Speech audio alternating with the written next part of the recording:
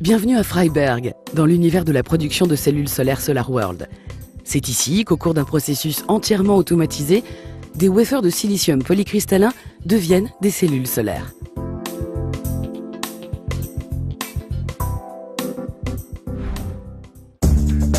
Une fois contrôlés et nettoyés, nos wafers de silicium intègrent le processus de production des cellules.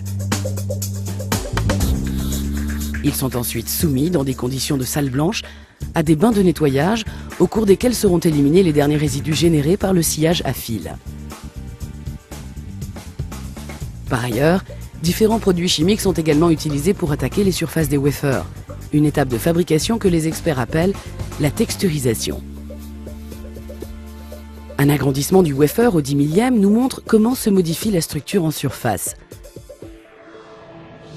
Il est possible de reconnaître d'innombrables creux et bosses qui confèrent à la future cellule solaire une surface plus importante et qui permettent de réduire les réflexions de la lumière non souhaitée. La cellule peut donc absorber plus de lumière solaire et produire plus d'énergie électrique. Mais avant d'en arriver là, nos wafers doivent encore parcourir de nombreuses étapes. La plus importante est peut-être la suivante, la diffusion du phosphore.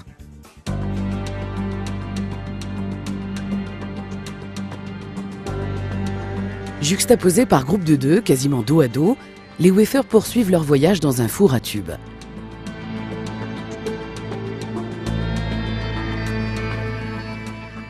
C'est ici que les wafers sont enveloppés par du gaz phosphorique à une température dépassant les 800 degrés Celsius. Le gaz peut se manifester à la surface libre des wafers.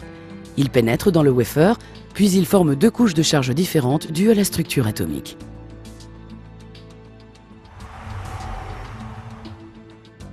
Le matériau de base est le silicium, qui a été déjà préalablement mélangé avec des atomes de bore pendant la cristallisation. Pourquoi le bore? Parce qu'il possède 3 électrons externes, soit un de moins que le silicium. C'est dans ces conditions qu'un trou chargé positivement se forme dans la liaison atomique.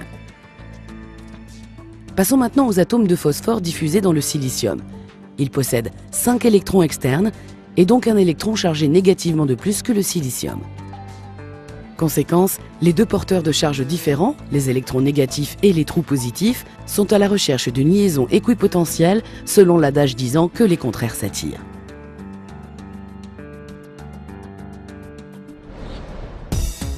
Toutefois, le mouvement des porteurs de charge libre trouve son véritable élan uniquement lorsque le Soleil se met à envoyer ses rayons.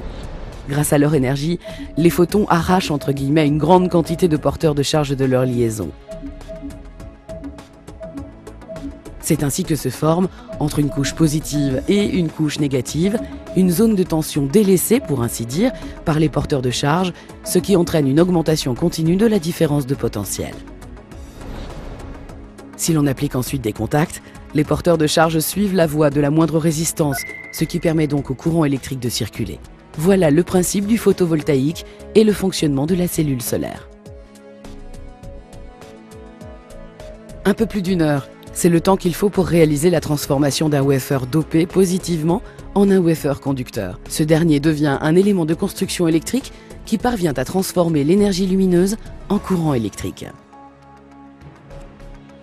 Mais avant qu'il soit possible de vraiment exploiter cet effet, il faut effectuer d'autres étapes de fabrication. On procède à nouveau au nettoyage ainsi qu'à une attaque chimique des wafers, le tout effectué sous le contrôle minutieux de nos employés. La cellule de 0,2 mm d'épaisseur trempe dans un bain d'acide qui attaque uniquement le dessous et les bords. Conséquence, le côté positif, à savoir le dessous de la cellule, est isolé électriquement par rapport au côté négatif, c'est-à-dire le dessus de la cellule.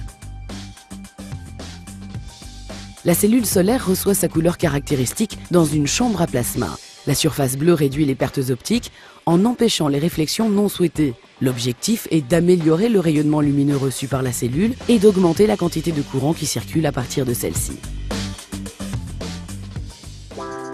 La cellule a également besoin de contacts afin de pouvoir fournir du courant électrique. Pour ce faire, les machines de sérigraphie appliquent d'abord une surface de contact avec des bandes de soudage sur la face arrière, avant d'en faire de même avec les doigts de contact fins sur la face avant.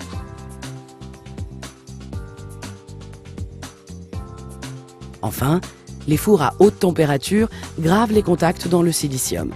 La cellule solaire est à présent fixée à ces conducteurs. Une cellule solaire conductrice est née à partir d'un wafer de silicium. Les capteurs vérifient une nouvelle fois si la cellule présente d'éventuelles cassures, fêlures ou autres irrégularités. Plusieurs procédés de repérage supplémentaires permettent de contrôler la puissance ainsi que d'autres propriétés électriques de la cellule. Le paramètre le plus connu à cet égard s'appelle le rendement. Il indique la quantité d'énergie électrique que la cellule est en mesure de générer en cas d'exposition à 1000 watts par mètre carré de lumière solaire artificielle. En fonction du résultat obtenu à partir des tests, la personne en charge du classement trie les cellules jusqu'en 32 catégories de qualité différentes. Indispensable, le contrôle qualité final.